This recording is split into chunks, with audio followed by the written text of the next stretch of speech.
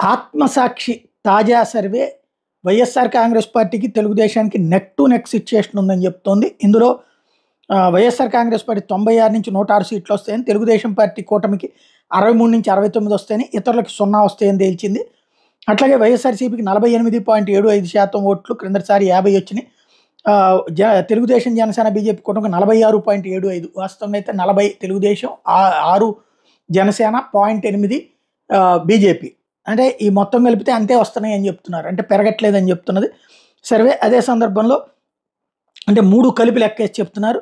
అదే సందర్భంలో వచ్చేటప్పటికి సీట్ల పరంగా 175 స్థానాలకు గాను 96 వైఎస్ఆర్ కాంగ్రెస్ పార్టీకి ఖాయమని, 63 తెలుగుదేశం బీజేపీ జనసేనలకు ఖాయమని, 16 క్లీన్ కంటెస్ట్ ఉందన్నటువంటిది లెక్క చెప్తున్నారు.